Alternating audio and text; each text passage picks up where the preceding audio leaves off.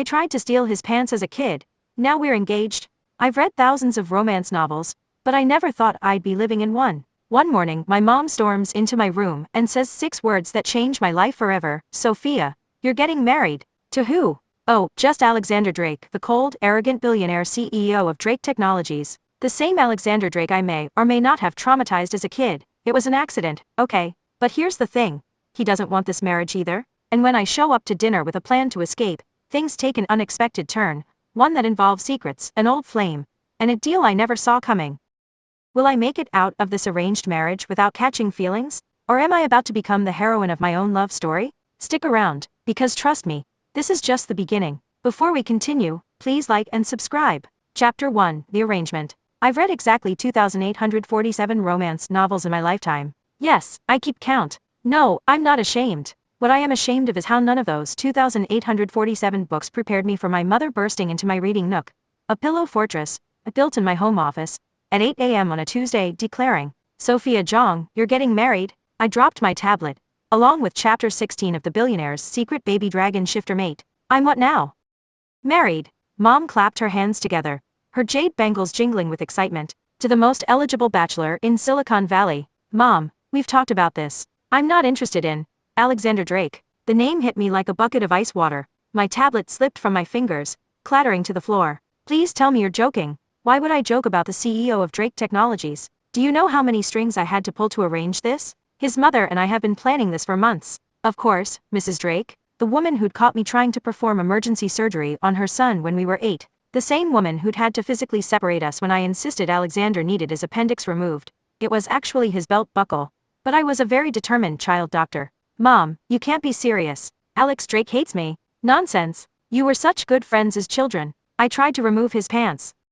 You were playing doctor. He got a restraining order. It was just a strongly worded letter from his nanny. Mom waved dismissively. Besides, that was 20 years ago. He's different now. Different was an understatement. According to every business magazine and social media platform, Alexander Drake had transformed from the awkward boy who used to hide behind his mother's skirts into Silicon Valley's most enigmatic CEO. His company, Drake Technologies, was revolutionizing AI development, and he'd made Forbes 30 Under 30 list 3 years in a row. He was also, if the gossip blogs were to be believed, completely and utterly emotionless. The Ice King of Silicon Valley, they called him. The man who fired his own brother, later revealed to be an embezzlement scandal, but still, the CEO who never smiled. And apparently my future husband. Mom, this isn't one of your romance novels, I said, trying to reason with her. You can't just arrange marriages in 2025. Watch me. She pulled out her phone and showed me a calendar invite. Dinner. Tonight, 7 p.m. The Drake Estate. My stomach dropped. The Drake Estate.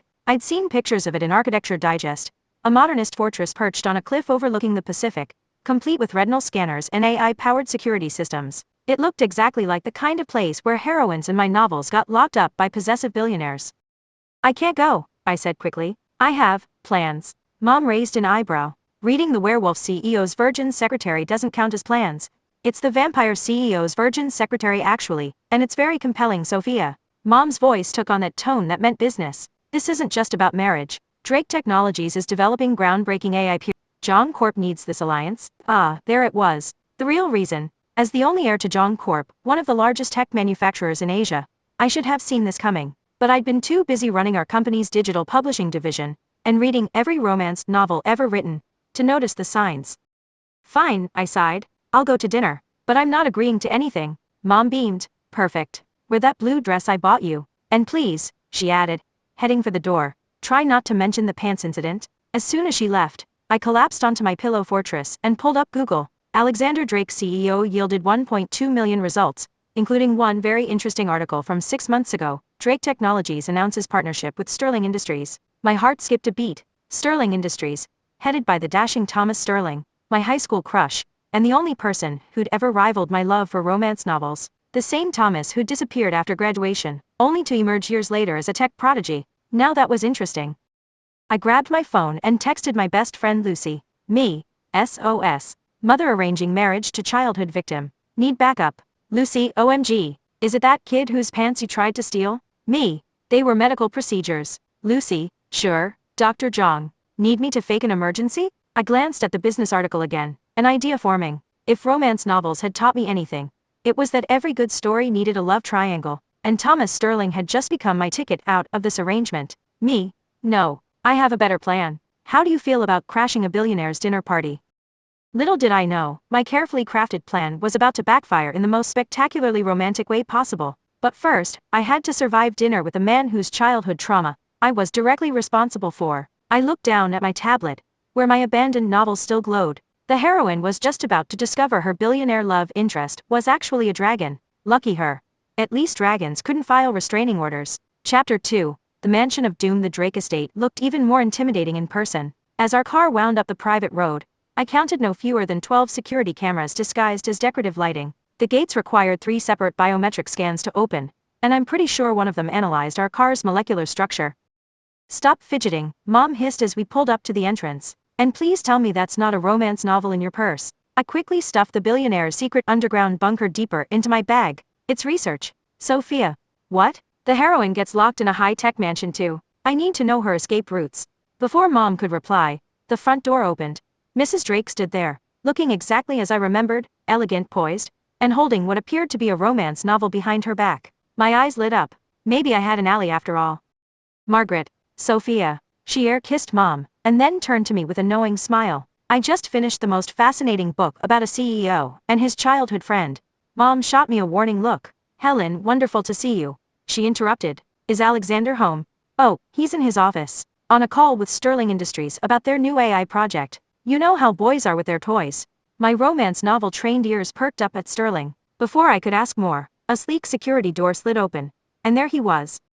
Alexander Drake. Gone was the scrawny boy who'd run crying to his nanny about unauthorized medical procedures. In his place stood 6 feet 2 inches of sharp cheekbones and sharper suit, with eyes that could probably freeze hell itself. He looked exactly like every CEO love interest I'd ever read about, down to the perfectly styled dark hair, and the watch that probably cost more than my entire romance novel collection. I hated that he looked this good. It was completely unfair to my planned resistance. Ms. Zhang, he said, his voice deep and controlled. No hint of recognition. No sign that I'd once tried to diagnose his belt buckle as a tumor. Welcome to my home. Thanks for having us, Dr. Drake, I replied sweetly. His eye twitched. I'm not a doctor. Neither was I, but that didn't stop me from trying. Mom stepped on my foot. Alexander's expression didn't change, but I swore I saw his jaw clench. Shall we move to the dining room? I had the chef prepare something special. The dining room turned out to be larger than my entire apartment, with floor-to-ceiling windows overlooking the Pacific. A massive crystal chandelier hung overhead, and the table was set with what looked like antique china. Everything screamed billionaire romance novel setting, right down to the mysterious locked door in the corner. That's Alex's private wing, Mrs. Drake whispered to me as we sat down. It's where he keeps all his secrets. I nearly choked on my water. Was she actually winking at me? Mother, Alexander's voice could have frozen vodka. Perhaps we should discuss why we're here. Of course, darling. Mrs. Drake smiled innocently.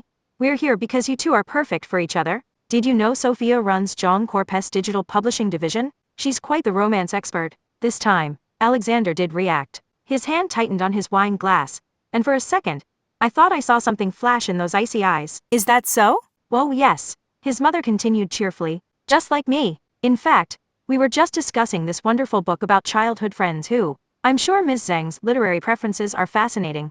Alexander cut in. But we should discuss the merger. Merger? I set down my fork. I thought this was about marriage?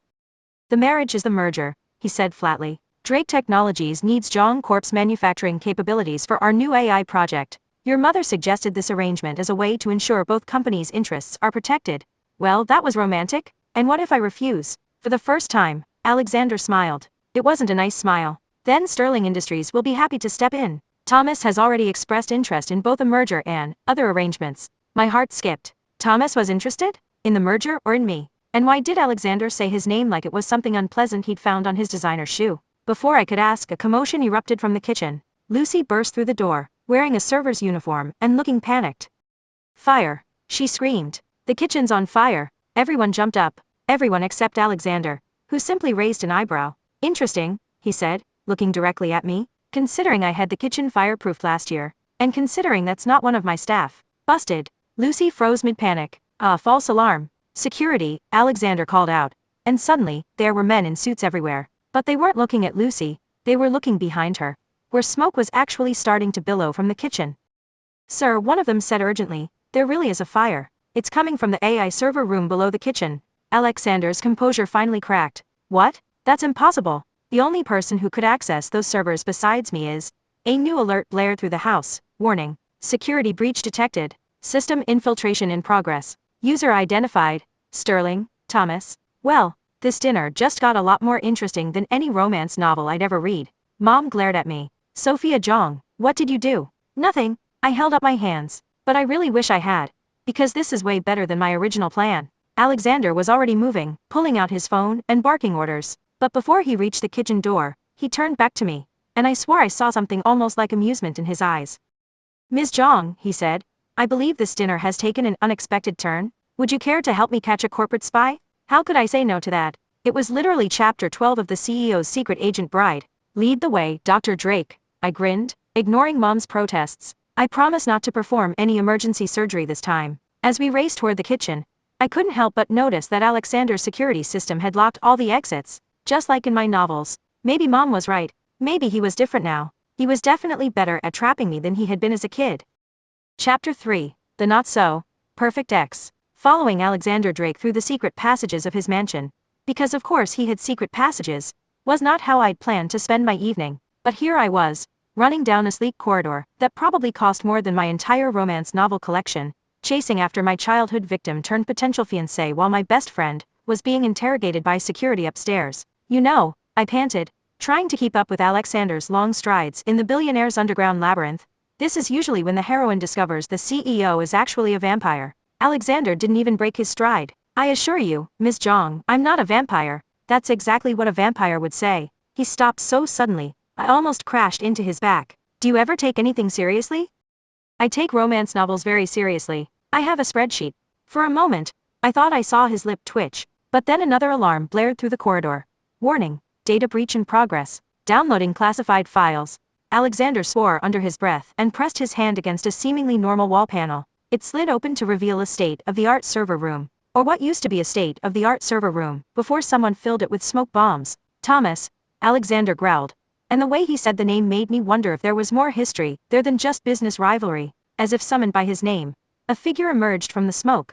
And there he was, Thomas Sterling, my high school crush, looking unfairly handsome in a black turtleneck that screamed tech genius turned corporate spy. Hello, Sophia. He smiled that same smile that used to make my 16-year-old heart flutter. Alex. Hope you don't mind me crashing your engagement dinner. You're stealing classified AI data. Alexander said flatly. Actually, Thomas held up a flash drive. I'm taking back what's mine. Remember Project Legacy? The one you stole from me in college?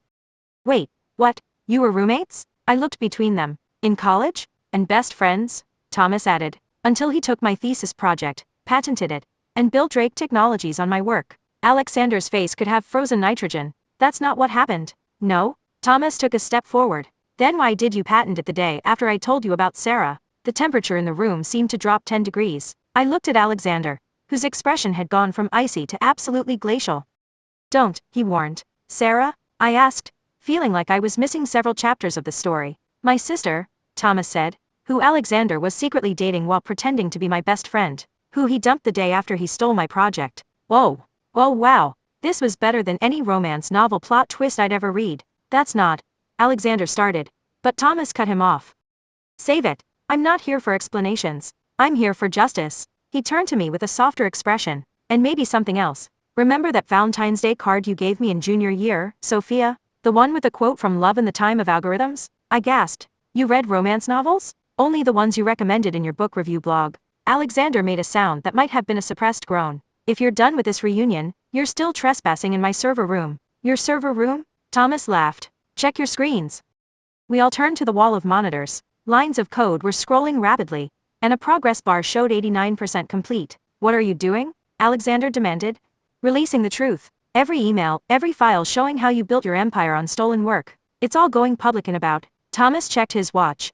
30 seconds. This was it. This was the moment in every romance novel where the heroine has to choose between her first love and her destined match, between the charming rival and the brooding CEO, between, oh my god, you're both terrible, I blurted out. They both turned to stare at me.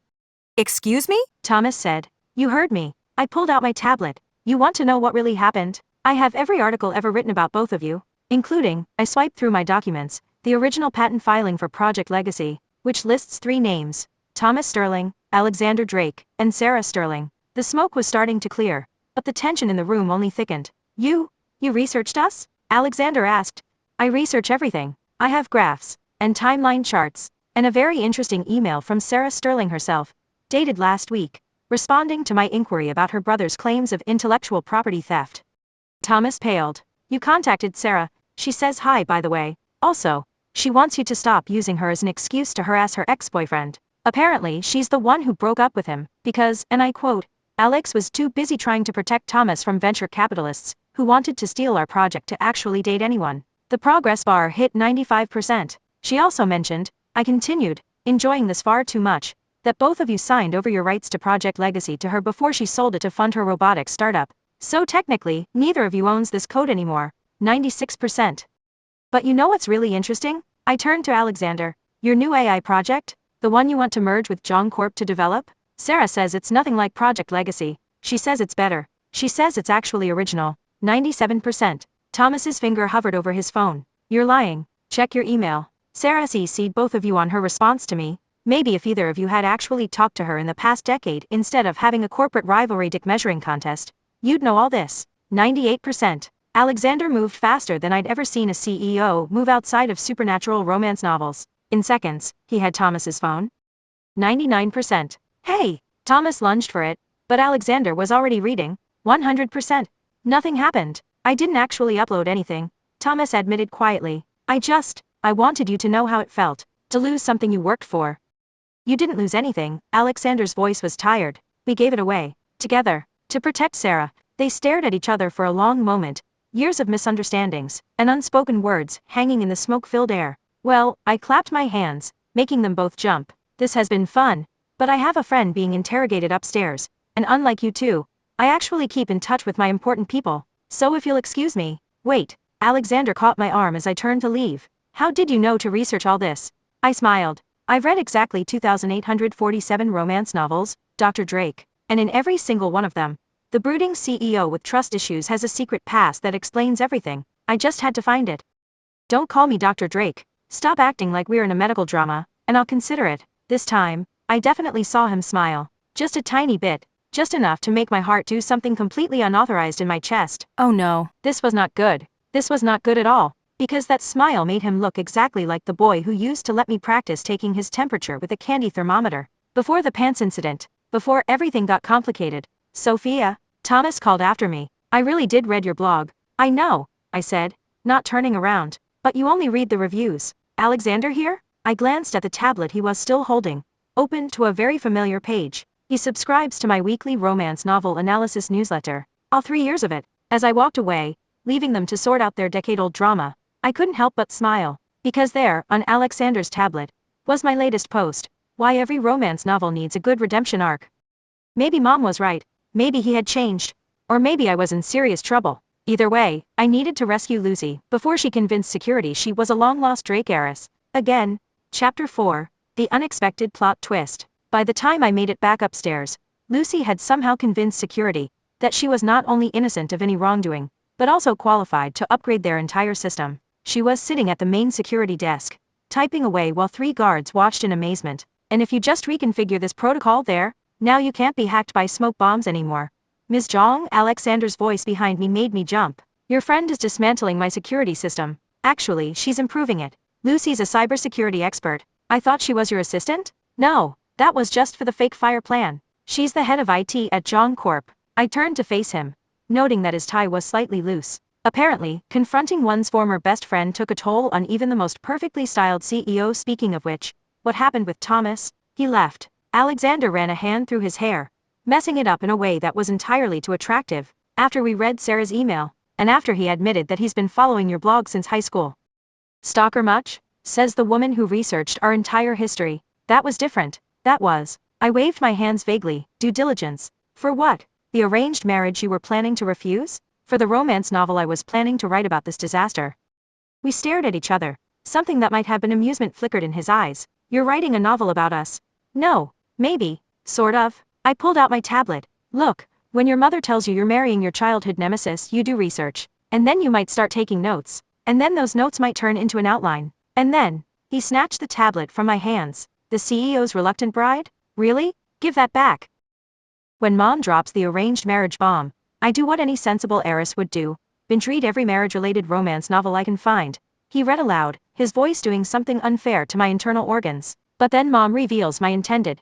Alexander Drake. The same Alexander the First tormented as a child. That's private. The same one whose pants I tried to remove during Dr. Play.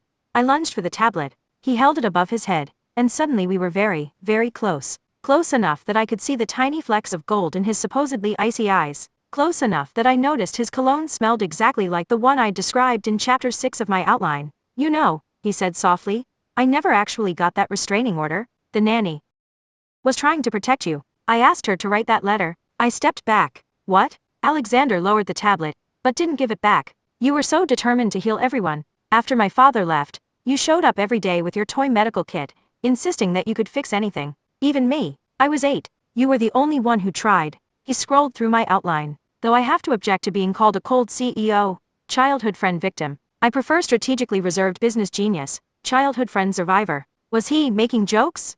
Alexander? Alex, he corrected. If you're going to write about me, you might as well use my name. I'm not writing about you. I'm writing about a fictional CEO who happens to share some of your characteristics, and your name, and your history of childhood trauma involving amateur medical procedures, and my subscription to your romance novel newsletter. I felt my face heat up. You weren't supposed to know about that. I used my real email address. There are lots of Alexander Drakes in the world, who I'll use at drakatechnologies.com. Before I could respond, Lucy called out from the security desk. Hey, boss lady, you might want to see this. We both walked over to the monitors. Lucy had pulled up what looked like years of security footage. So, she said, grinning, remember how you asked me to check if Thomas Sterling had ever tried to hack Drake Technologies before? Well, I found something better. She hit play. The screen showed Alexander's office from 3 years ago. He was younger, his hair longer, but he was sitting at the same desk, reading something on his tablet. My blood ran cold. Lucy, don't. Is that your romance novel blog on his screen? Lucy asked innocently. From 2022? When you were writing that series about childhood friends to lovers tropes. In the footage, Alexander smiled at whatever he was reading. Actually smiled. The kind of smile that would have melted entire chapters of Ice Queen heroines. Lucy, I hissed, you're fired. You can't fire me. I just saved your fiancé's company from corporate espionage. He's not my. I stopped. Everyone was staring at me, including our mothers, who had apparently returned from wherever they'd hidden during the chaos. Oh, don't stop on our account, Mrs. Drake said, holding up her phone. This is better than chapter 7 of the Billionaire's redemption arc. Mother. Alexander pinched the bridge of his nose. Please tell me you're not recording this. Of course not, darling. I'm live streaming it to my romance novel book club. I looked at my own mother, who was trying very hard to appear innocent. Mom? What? Helen's book club has excellent taste, and they've been very invested in your story ever since the pants incident. Alexander's tablet dinged. He looked down at it, and his eyes widened slightly. What? I asked, dreading the answer. Your outline just got 300 new comments. He scrolled through them. Apparently Mrs. Park from your mother's mahjong group thinks we need more tension before the eventual reconciliation. The outline is private. Not anymore. Lucy? Sorry, Lucy called out, not looking sorry at all. But in my defense, your drafts folder was literally labeled Alexander Drake romance novel do not open. I did the only sensible thing I could do. I grabbed my tablet back from Alexander, turned to flee dramatically like any good romance novel heroine, and ran straight into a wall. The last thing I saw before everything went black was Alexander's face, looking concerned in a way that was going to require at least 3 new chapters to properly describe. Don't you dare carry me to the medical wing. I mumbled. Wouldn't dream of it, Dr. Zhang. Then he picked me up anyway. Because apparently, CEOs never listen to their childhood doctors, or their future wives. Wait, what? Chapter 5. The viral diagnosis. I woke up in what had to be the fanciest medical room I'd ever seen. Everything was sleek and modern. From the state-of-the-art monitoring equipment to the designer hospital bed that definitely wasn't standard issue. Even the IV stand looked like it had been designed by Apple. I told you not to bring me to the medical wing, I groaned. Technically, this is my private medical suite.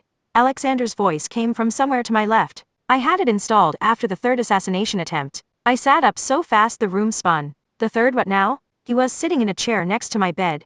His tie completely gone now. Shirt sleeves rolled up. Looking unfairly attractive for someone discussing murder attempts. Being a tech CEO isn't all corporate espionage and viral romance novel outlines. My outline went viral? Alexander held up his phone. Drake romance is trending. Your mother's book club is very active on social media. I fell back against the pillows. Please tell me you're joking. Sarah just texted. She wants to know if she can be a character in the sequel. There isn't going to be a sequel. There isn't even going to be a first book, because I'm never leaving this room again. I pulled the designer blanket over my head. I'm going to live here forever. Like the heroine in the Billionaire's medical mystery. The blanket was gently pulled down. Alexander was closer now, looking at me with an expression I couldn't quite read. That's the third medical romance you've referenced. Should I be concerned? I was 8. The medical fixation was a phase. Was it? He nodded toward my purse, which someone had placed on the bedside table. Because I'm pretty sure I saw the neurosurgeon's secret heart in there earlier. I reached for my purse, but he got there first. Before I could stop him, he'd pulled out the book and was reading the back cover. Dr.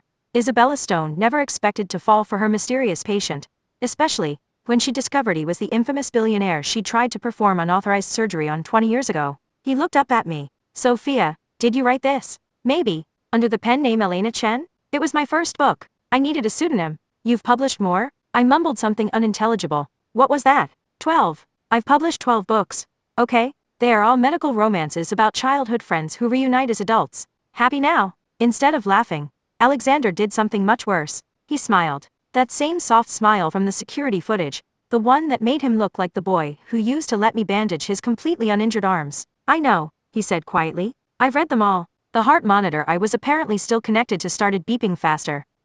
What? The pediatrician's second chance. Heart surgery and second chances. The doctor's childhood sweetheart. He listed them off like he was reading from memory. All bestsellers in the medical romance category. All featuring a doctor heroine who reconnects with a boy she used to practice medicine on as a child. The beeping got even faster. You could have just talked to me, he added, instead of writing 12 books about us. They're not about us. They're about fictional characters who happen to share some of our characteristics, and history, and tendency to end up in medical situations. The hero in the pediatrician's second chance is named Alexander. It's a common name. He runs a tech company. Pure coincidence. The heroine tries to remove his appendix when they're 8. I unplugged the heart monitor. This conversation is over. Is it? Alexander leaned forward, and suddenly the room felt very small. Because I think we have a lot to discuss. Like how every hero in your books forgives the heroine for her childhood medical experiments. Or how they all fall in love with her again when they reunite. That's just standard romance novel plotting, is it? He was definitely too close now.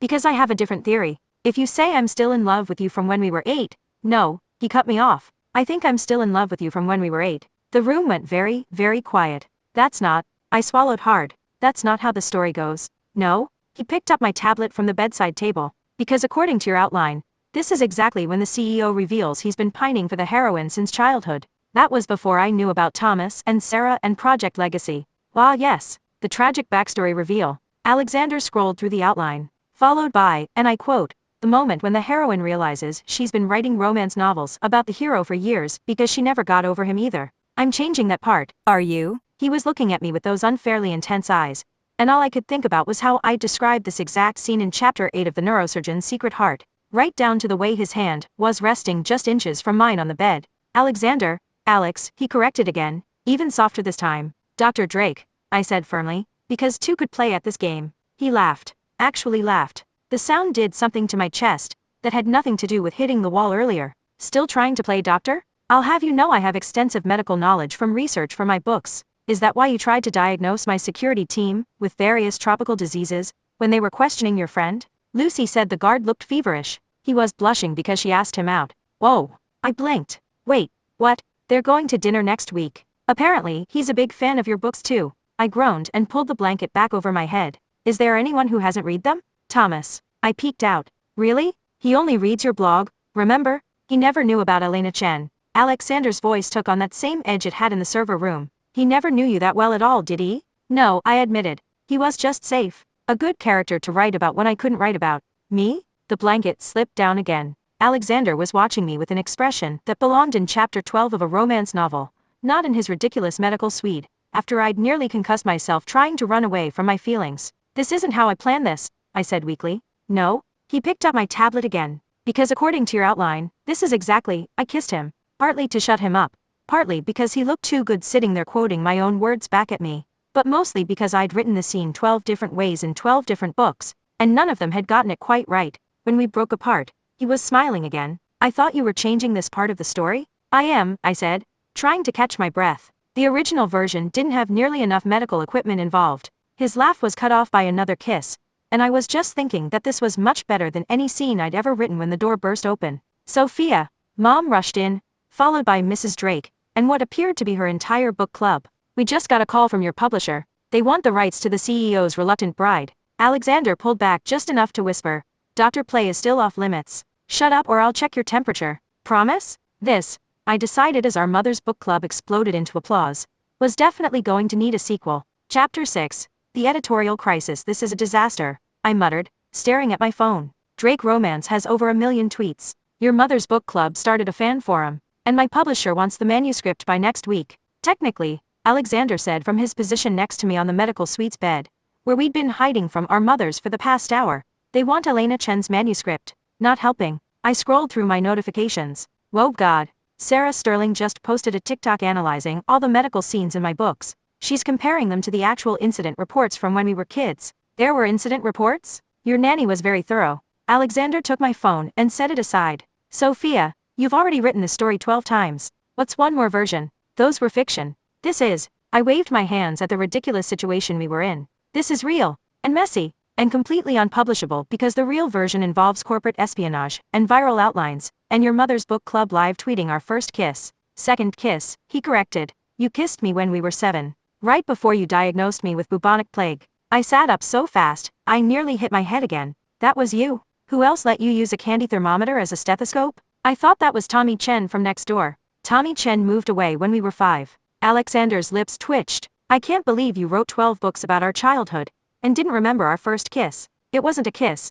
It was medical inspection of the oral cavity. Is that what you're calling it in the new book? Before I could respond with something appropriately witty, and definitely not medically related, the door burst open again. This time it was Lucy, looking far too pleased with herself. Boss, we have a situation. She held up her tablet. Thomas Sterling just figured out your Elena Chen. He's trending on Twitter. What? I grabbed her tablet. There it was, Thomas's latest tweet, complete with a screenshot of my high school yearbook photo next to Elena Chen's author bio. At Thomas Sterling, just discovered my high school crush at Sophia Zhang is actually best-selling romance author Elena Chen. Plot twist. All her books are about her childhood friend at Alexander Drake. Some tech genius I am. Hashtag Drake Romance, he's taking it well. Alexander observed dryly. Oh, it gets better. Lucy swiped to the next screen. Sarah Sterling responded. At Sarah Sterling. At Thomas Sterling took you long enough, big brother. I've been in her book club for years. P.S. You're the villain in the neurosurgeon's secret heart. You lose. Hashtag Team Drake. I need to leave the country. I decided. Maybe start a new life as a medical romance writer in. Where don't they have internet? About that.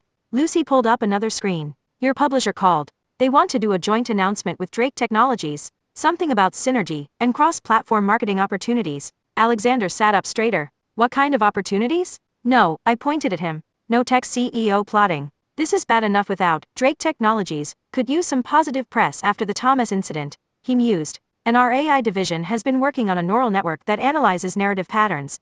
Alexander Drake, if you try to turn my romance novels into an AI project, I will give you a very thorough medical examination. His eyes darkened. Promise? Lucy cleared her throat. Should I tell security to keep the medical suite private for another hour? Out. I threw a designer pillow at her. She ducked, laughing. By the way, she called as she left. Your mother's book club wants to know if they can be beta readers for the new book. Mrs. Park is especially interested in the medical scenes. The door closed behind her, leaving us alone again. Alexander was looking at me with that expression that made me want to check his temperature. Among other things. You know, he said thoughtfully, if you need inspiration for those medical scenes, don't even think about it. I'm just saying, as your primary source material, you're enjoying this way too much. Shouldn't I be? He picked up my tablet, which someone had helpfully set as far from the medical equipment as possible. After all, I've been waiting 20 years to be your patient again. I swallowed hard. That's a terrible line. Is it? Because according to chapter 9 of the doctor's childhood sweetheart, I kissed him again. Partly to shut him up, and partly because he looked too good quoting my own books at me, but mostly because after 20 years and 12 books, I finally had the right diagnosis. We were both suffering from a severe case of unresolved romantic tension, and I had just the prescription. Dr. Zhang, Alexander murmured against my lips. I believe this violates several medical ethics guidelines. Good thing I'm not actually a doctor. No, he agreed, pulling me closer. You're much more dangerous than that. You're a romance novelist. From somewhere outside the door, I heard the distinct sound of Mrs. Drake's book club cheering. Apparently, the medical suite's security cameras were still working. Well, I thought as Alexander's hands tangled in my hair. At least this would make a great scene for chapter 7. Assuming I survived my mother's book club first. Chapter 7. The public relations procedure. We need to talk about your business strategy, Alexander said, reviewing something on his tablet while I paced around his office. I'm a romance novelist, not a tech startup. You're trending higher than our last AI release. It had been 3 days since #DrakeRomance went viral. 3 days of dodging reporters, avoiding my mother's increasingly elaborate book club meetings, and trying to write a novel about my own love life while living it. The irony was not lost on me. Look at these analytics. Alexander turned his tablet toward me. Your books have jumped 500% in sales. Elena Chen is the most searched author on Amazon. And he paused for dramatic effect. Sarah's TikTok series Medical Romance or Medical Malpractice, analyzing Elena Chen's childhood inspiration, has 10 million views. I stopped pacing. Please tell me you're joking. She's doing a dramatic reenactment of the pants incident next week. With puppets. That's it. I'm moving to Antarctica. Do they need romance novelists in research stations? Actually, he scrolled through his emails. They do have excellent Wi-Fi now. Drake Technologies just installed. Focus. We need to handle this PR nightmare before your mother's book club starts a Netflix adaptation. Alexander's expression turned worryingly thoughtful. About that. No, whatever you're thinking, no. Netflix didn't call, he said carefully. But Hallmark did. I collapsed onto his office couch, which was definitely not as comfortable as the medical suite bed. Not that I'd been thinking about that much. What did you tell them? I told them to talk to your agent, who, by the way, is furious that she had to find out about Elena Chen's true identity from a Twitter thread. Technically, she's Elena's agent. Sophia Zhang just writes software documentation for Zhang Corp. About that. Alexander set down his tablet. Your mother called. She wants to know when you're taking over the company's publishing division. Apparently, running a successful romance novel empire qualifies as relevant experience. I threw a decorative pillow at him. He caught it without looking up, which was annoyingly attractive. I'm serious, he continued. Zhang Corp's digital publishing platform could revolutionize the industry, especially with Drake Technologies' new AI. If you try to have an AI write my romance novels, I will give you a very thorough examination for artificial intelligence poisoning. His eyes darkened. Is that a real condition, Dr. Zhang? Don't start. The security cameras in here definitely work. Actually, he pressed something on his desk, and the camera's red lights blinked off. Before I could properly appreciate that development, Lucy burst through the door, without knocking. Again. Emergency. She waved her phone. Thomas Sterling just announced he's writing a memoir about his college years with Alexander. Working title. The Code of Broken Trust. How my best friend stole my sister and my software. Alexander pinched the bridge of his nose. He didn't even major in creative writing. Neither did I pointed out. Yes. But you actually understand narrative structure and medical procedures. Lucy cleared her throat. Also, Sarah Sterling is trending again. She's offering to be his editor, but only if she can add her own chapters about what really happened. I grabbed my tablet. Sure enough, Sarah had already posted a sample chapter outline. Chapter 1. How my brother and my ex-boyfriend failed computer science but passed drama. Chapter 2. The real story behind Project Legacy. Spoiler. I wrote most of the code. Chapter 3. Why Elena Chen's medical romances are more accurate than my brother's memory. This is actually pretty good, I muttered. Sophia. Alexander warned. What? Her chapter titles have excellent hook potential. Before he could respond, both our phones buzzed. It was a notification from my publisher, urgent, joint press conference scheduled for tomorrow. Drake Technologies and Elena Chen to announce collaboration on new AI-enhanced digital publishing platform, Mrs. Drake's book club to host live commentary stream. I didn't agree to this. I looked at Alexander. Did you? No, but he checked his email. Apparently, our mothers had lunch with the board of directors. Lucy snickered. They're calling it Project Romance 2.0, where tech meets tropes. Kill me now. Can't. Alexander said cheerfully. You have to finish the book first. Your mother's book club has already pre-ordered 10,000 copies. I threw another pillow at him. This isn't funny. We can't launch a tech platform and announce our relationship and publish my autobiographical romance novel all at the same time. Why not? It's very on brand for us. Childhood friends to enemies to business partners to lovers. With medical subplots. Don't forget the corporate espionage, Lucy added helpfully, and the viral social media campaign. Alexander continued. And the competing memoir from the tragic ex-best friend. And the puppet reenactments. I held up my hands. Okay, fine. But if we're doing this, we're doing it my way. They both looked at me expectantly. First, I pulled out my tablet. We need to update my outline. If this is going to be a public story, it needs proper structure, better plot twists, more medical scenes. I volunteer as research subject, Alexander said immediately. Lucy made a gagging noise. I'll go help security configure the camera blackout. After she left, Alexander moved to sit beside me on the couch. You know, if you need to research those medical scenes, we have a press conference tomorrow. Exactly. We should be thorough in our preparation. I tried to look stern, but it was difficult when he was doing that thing with his eyes that I'd definitely written about in chapter 15 of The Neurosurgeon's Secret Heart. This is very unprofessional, Dr. Drake. I thought I told you not to call me that. He leaned closer, and suddenly the couch felt much smaller. Make me stop. He kissed me then, and I had just enough presence of mind to save my outline before dropping my tablet. From somewhere outside the office, I heard the distinct sound of Mrs. Drake's book club squealing. Apparently, Alexander's security camera override hadn't affected the hallway cameras. Well, at least this would make a great scene for the press conference. Assuming we survived our mother's marketing campaign first. Chapter 8. The press conference prescription. This is a mistake, I whispered, peeking through the curtains at the packed auditorium. There are at least 500 people out there, and 3 puppet theaters. Your mother's book club is very dedicated. Alexander adjusted his tie, looking unfairly calm for someone about to announce both a tech merger and a romance novel adaptation of our relationship. Though I have to admit, the puppet of me is a bit disturbingly accurate. I was going to say unnecessarily shirtless. He had a point. Mrs. Drake's book club had spared no expense on their dramatization of our story. The puppet theater on the left was currently reenacting our childhood medical adventures, complete with tiny surgical tools, and a very detailed recreation of the pants incident. The middle stage showed present-day us in the server room confrontation, with a surprisingly nimble Thomas puppet doing backflips through smoke effects. And the right stage, is that puppet supposed to be us in the medical suite? I squinted. Why is there mood lighting? Your publisher's idea. Lucy appeared beside us, tablet in hand. They're calling it interactive promotional material. Please tell me we're not doing the press conference with puppets. No, but Sarah Sterling is doing a live TikTok commentary. She's got a green screen background of all your book covers and a medical coat that says romance expert, MD. Alexander checked his phone. Thomas just tweeted that he's in the audience, with his literary agent. Of course he is. I smoothed down my dress for the 100th time. This is fine. This is totally fine. We just have to announce that Drake Technologies is merging with John Corp, that we're launching a revolutionary AI-enhanced publishing platform, that I'm Elena Chen, and that we're engaged. All while my mother's book club provides puppet show commentary. Totally normal Tuesday. We're engaged. Alexander's eyebrows shot up. What? No. I mean, not yet. I frantically flipped through my notes. That's not in the script. Why would you think? Page 4, paragraph 3. He pointed to my tablet. Your mother added it this morning, right after the part about the AI analyzing romance novel tropes to predict market trends. I'm going to kill her. Which one? Your mother or mine? Both. All of them. Everyone who thought this was a good idea. Even me? He gave me that look again. The one that made me want to check his vitals, among other things. Stop that. We have to focus. On our engagement? On the press conference? About our engagement? About the merger? The merger that leads to our engagement? I jabbed him with my tablet. One more word about engagements, and I'm giving you a full physical exam. Right here, in front of everyone. His eyes darkened. Promise? 2 minutes. Lucy called out, completely ignoring our increasingly unprofessional conversation. And heads up.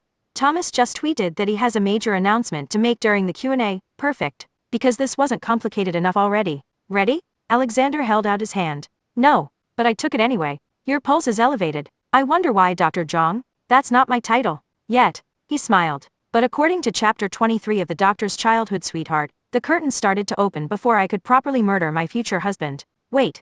Future what? The lights were blinding, the puppet theaters were distressingly visible.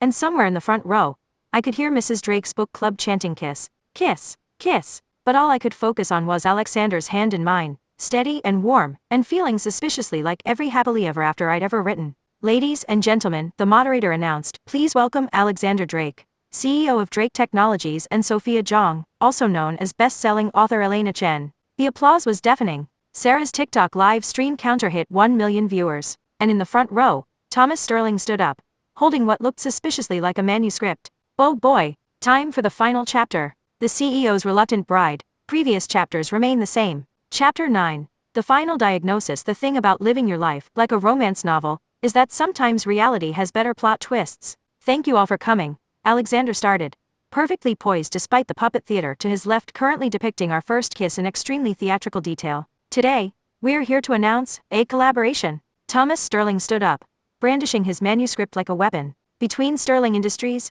Drake Technologies, and Zhang Corp. The audience gasped. Sarah's TikTok follower count jumped another million. The puppets froze mid-kiss. Alexander's hand tightened on mine. Thomas, this isn't, oh, but it is. Thomas strode to the stage, somehow managing to look both dramatic and professionally corporate at the same time. You see, while everyone was focused on the romance, they missed the real story. Sarah, who I now noticed was sitting in the front row, wearing a white coat with Love Doctor embroidered on it, stood up with her own tablet. Project Romance 2.0 isn't just a publishing platform, she announced. It's the evolution of Project Legacy. More gasps. The puppet theaters started a new scene involving what appeared to be coding montages and dramatic server room lighting. You see, Thomas continued, now on stage with us. While you all thought I was plotting revenge, I was actually reading every single one of Elena Chen's books. And I noticed something fascinating. Oh no. The medical scenes, he turned to me, they're not just romance tropes. They're algorithms. Oh no. Alexander stepped forward. What are you talking about? Show them, Sarah. Sarah tapped her tablet, and the giant screen behind us lit up with code. But not just any code. It was my writing, side by side with Project Legacy's original programming. Every medical procedure in Elena Chen's books, Sarah explained, her TikTok now broadcasting to what appeared to be half the internet, follows the same pattern as our original AI diagnostic protocols. The same protocols we developed in college. The same ones we thought were lost when we gave up the patent. But they weren't lost, Thomas said triumphantly. They were being refined, improved, and romanticized by someone who understood both human nature and medical procedures. Someone who'd been practicing since she was 8 years old. The audience turned to stare at me. Even the puppets looked shocked. I can explain, I started.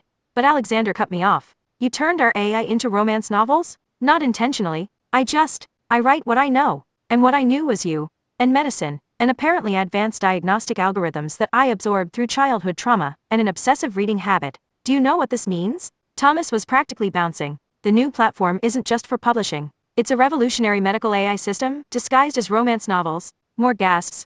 Mrs. Drake's book club started furiously taking notes. Think about it. Sarah joined us on stage, her white coat somehow managing to catch the dramatic lighting perfectly. Why do Elena Chen's books have a 95% positive review rate? Because they're not just love stories. They're perfectly structured algorithms of human behavior and medical accuracy, wrapped in Billionaire CEO packaging. That's why I couldn't stop reading them. Alexander said softly, turning to me. They felt familiar. Like a medical examination you've been avoiding for 20 years? I suggested weakly. His laugh was everything I'd ever tried to write, and nothing I'd quite captured. More like a diagnosis I should have made a long time ago. And then, because apparently we were living in one of my novels now, he dropped to one knee. The puppet theaters immediately switched to a proposal scene, complete with tiny medical equipment and what looked like a miniature engagement ring made of surgical tubing. Sophia Zhang, Alexander said, ignoring the chaos around us, you've been trying to heal me since we were 8 years old. You turned our code into love stories. You diagnosed everyone except yourself. That's terrible, I whispered, even as my heart did something that definitely required medical attention. Your proposal needs a better metaphor. No. He pulled out a ring that looked suspiciously like the one I described in chapter 27 of the neurosurgeon's secret heart. It needs a better doctor. Will you marry me? And maybe stop writing about our childhood medical adventures? Actually, Thomas interrupted, because apparently this was now a group proposal. We were hoping she'd write more. The AI needs data, and your mother's book club has already volunteered to be beta testers. We have medically accurate puppets, Mrs. Drake called from the audience, and venture capital, my mother added, and a 13-book deal, my publisher shouted, and a very expensive medical suite that's not getting much use. Alexander murmured, just loud enough for me to hear. I looked around at the chaos we'd created, Thomas and Sarah, now obviously in on this whole thing. Our mothers, probably planning the wedding with puppet centerpieces, Lucy in the back, definitely hacking the lighting system for maximum romance novel ambience, and Alexander, still on one knee, waiting for me to diagnose this moment correctly. Yes, I said finally, but on 3 conditions. Name them. 1. No AI writes our love story. That's my job. Agreed. 2. The medical suite gets better security cameras. His eyes darkened promisingly. Done. And 3.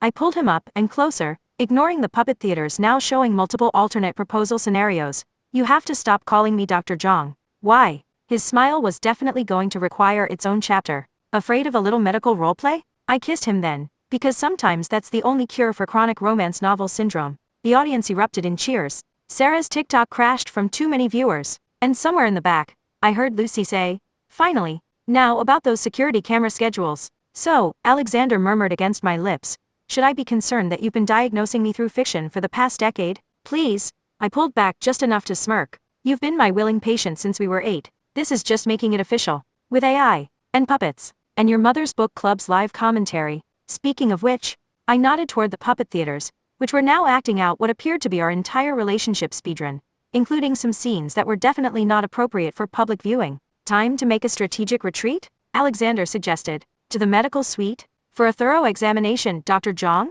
I took his hand, ignoring the cameras and the cheers and Thomas's shouts about AI training data. Lead the way, patient Drake. After all, every good romance novel needs a proper medical happily ever after, even if it comes with puppet shows. The end.